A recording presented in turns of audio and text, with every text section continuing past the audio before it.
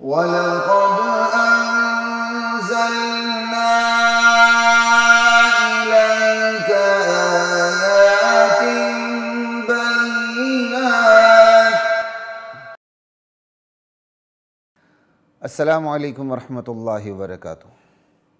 بسم اللہ الرحمن الرحیم، والصلاة والسلام علی سید المرسلین خاتم المعصومین وعلی آلہ وصحبہ ومن تبعہم بإحسان الی یوم الدین، اما بعد۔ خواتین و حضرات، سوال جواب کی نشست کے ساتھ خلیق الرحمن آپ سے مخاطب ہے۔ الحمدللہ ہمارے پروگرامز میں اضافہ ہو رہا ہے۔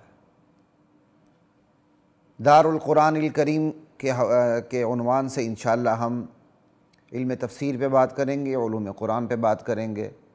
دار الحدیث کے حوالے سے دار الحدیث النبوی کے عنوان سے ہمارے 2 پروگرام چل رہے ہیں، درس صحیح بخاری بھی اور مختصر درس حدیث کا سلسلہ بھی۔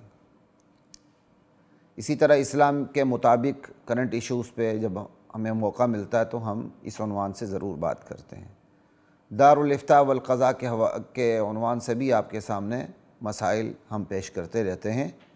اب ہم ایک نئی نشست کے ساتھ آپ کی خدمت میں حاضر ہیں۔ اس نئی نشست کا نام ہے سوال جواب۔ بہت سے احباب کا تقاضا بھی تھا اور خود اللہ تعالیٰ نے میرے دل میں یہ چیز القاء کر دی اور شرح صدر ہوا اس بات پہ کہ سوال جواب کی ایک نشست ہونی چاہیے جس میں دین کو سمجھنے کے حوالے سے آپ کے سوالات ہوں یا ہم خود سوال قائم کریں اور پھر سوالات کی روشنی میں جواب دینے کی کوشش کریں۔ ہم مختصر درس حدیث کی ایک نشست میں، اور غالباً یہ پہلی نشست تھی، حدیث جبریل کے عنوان کے تحت ہم بتا چکے تھے کہ انشاءاللہ ہم سوال جواب کی نشست ضرور قائم کریں گے۔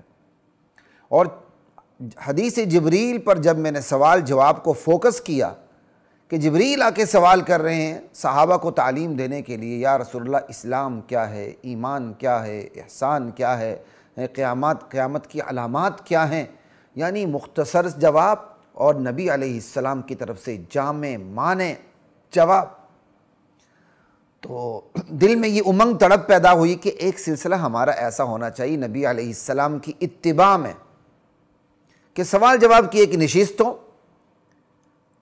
منفرد سوال ہوں، دین کو سمجھنے کے حوالے سے سوالات ہوں اور ہم ان کے جواب دیا کریں۔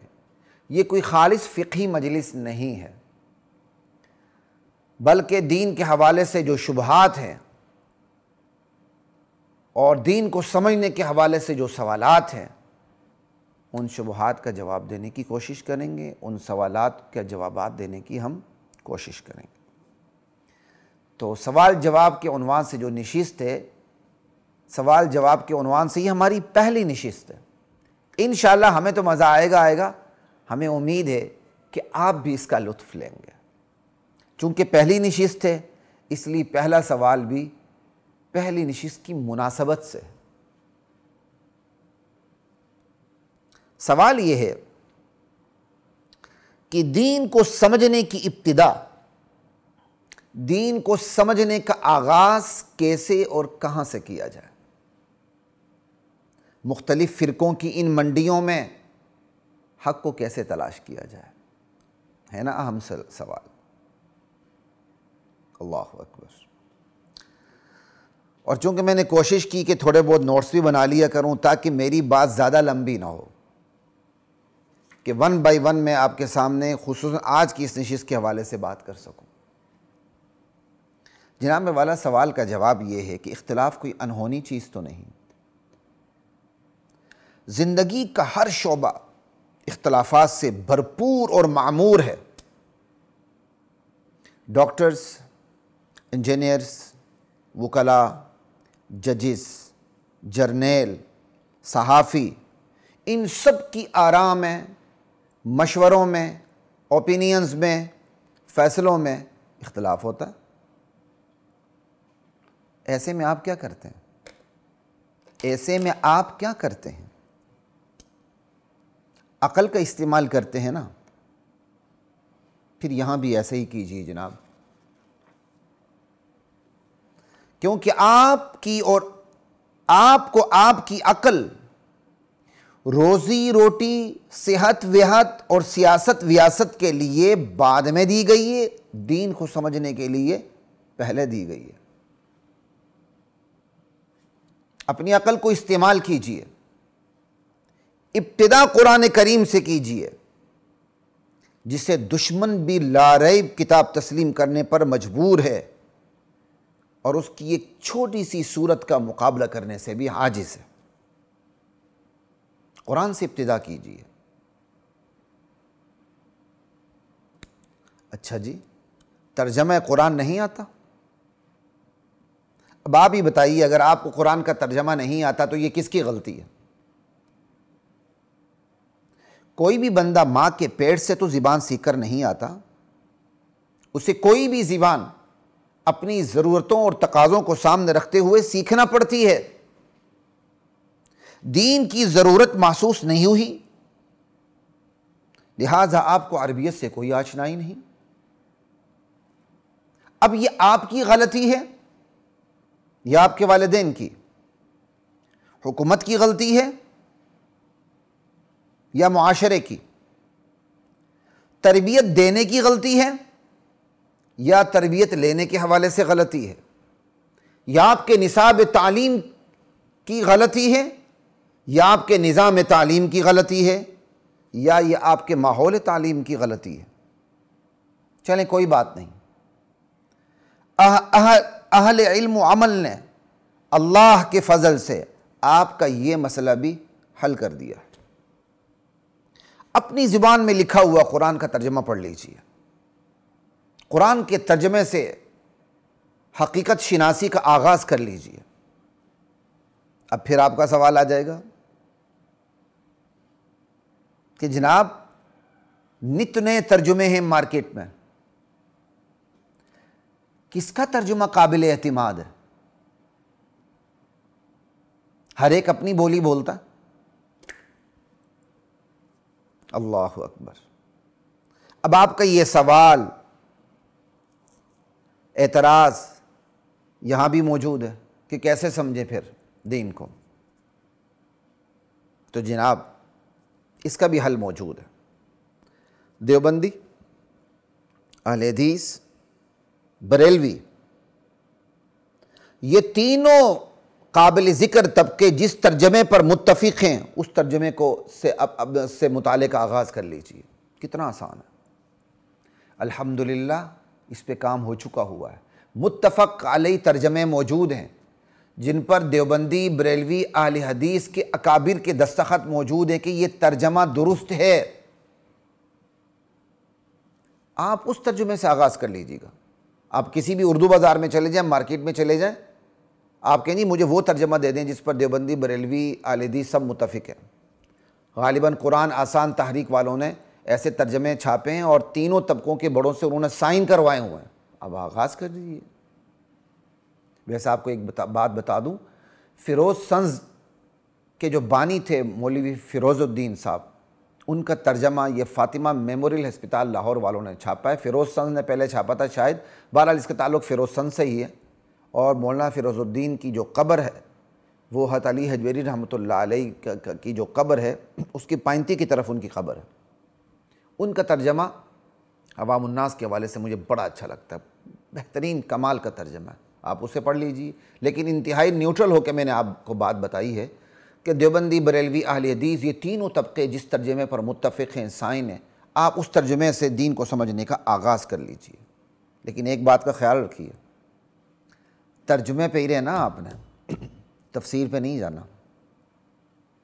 تفسیر کا میں انکاری نہیں ہوں، لیکن آپ کے سوال کے مطابق جواب ہے کہ بھائی نت نئے فرقوں کی منڈیوں میں ہم حق کو کیسے تلاش کریں۔ بھائی ترجمے میں تو اتفاق ہوتا ہے، تفسیر میں اتفاق نہیں ہوتا۔ اور قرآن اسلام کی موٹی موٹی باتیں، بنیادی باتیں جس کا تعلق عقیدے سے ہے، جنت جہنم سے ہے، حق باطل سے ہے، اللہ تعالیٰ نے قرآن کریم کے ترجمے میں اس کو واضح کر دی ہیں، اس کو مفسر کی تفسیر کا محتاج نہیں بنایا۔ ان موٹے موٹے اصول کو جن پر جنت جہنم کا دار و مدار ہے، حق ہونے اور باطل ہونے کا دار و مدار ہے، اللہ تعالیٰ نے قرآن کے ترجمے میں ان اصول کو واضح کر دیا ہے۔ بریکٹ یعنی وانی کی طرف بھی جانے کی آپ کو ضرورت نہیں، مفسر کی تفسیر کا بھی ان اصول کو مفسر کی تفسیر کا بھی اللہ نے محتاج نہیں بنایا۔ اس پر مجھے ایک لطیفہ یاد آیا، میں آپ کو بتا دیتا ہوں، حقیقی لطیفہ، ورنہ میں بیانات میں لطیفے سنانے کا نہ حق میں ہوں، نہ الحمدللہ یہ لطیفوں والا میرا مزاج ہے، اللہ کا شکر ہے۔ میرے اسکول ٹیچر ہیں، اللہ تعالیٰ انہیں زندگی دے، میری تربیت میں ان کا بہت بڑا عمل دخل ہے۔ یہ کافی عرصہ پہلے کی بات ہے، جب میں ان سے ملنے گیا تو انہوں نے کہا بیٹا ہمارے ہمسائے میں ایک بچی ہے، وہ آپ سے کچھ سوال کرنا چاہتی ہے۔ انہوں نے میرے متعلق کچھ بتایا ہوگا، تو عرصے دراز کی بات ہے، اب تو اس خاتون کے ماشاءاللہ بچے بھی ہمارے جتنے ہوں گے۔ تو میں کہا سر ٹھیک ہے بلا لیجیے گا۔ تو پڑھی لکھی تھی بچی، وہ آئی اور اس نے پھر اسی طرح سوال کی۔ میں نے کہا آپ قرآن سے آغاز کر لیں۔ تو اس نے ابھی تک مجھے یاد ہے، اس نے کہا جی ہاں یہ 11ویں وغیرہ کے متعلق اس نے شاید مجھ سے سوالات کیے، 11ویں، تیجا، چوتھا، 40واں۔ تو کہتا جی یہ قرآن سے ثابت ہیں۔ میں نے کہا اس میں تو پھر بحث کی ضرورت ہی نہیں، بحث کی کوئی ضرورت نہیں، لائیں قرآن کا ترجمہ آیت کہ تیجا، چوتھا، 40واں، ہاں یہ چیزیں 11ویں، 12ویں، 13ویں جو بھی ہیں، اگر یہ قرآن سے ثابت ہیں تو اس میں تو لڑنے جھگڑنے کی بات ہی نہیں، مناظرے کی بات ہی نہیں۔ میں بھی انشاءاللہ یہ تیجا، چوتھا، 40واں یا جو بھی ہے 11ویں، 12ویں دے کے اٹھتے ہیں، ابھی دے دیتے ہیں۔ یہ کمی بیشی اللہ معاف فرمائے، عرصے دراز کی بات ہے، مضمون آگے پیچھے ہو سکتا ہے، بنیادی مضمون وہی ہے، روایت بالمعنی ہے۔ وہ غالباً گھر گئی یا وہ اس نے قرآن لایا ہوا تھا، اس نے قرآن مجھے کھول کے دکھایا، کہا جی قرآن میں لکھا ہو، میں نے کہا دکھایا۔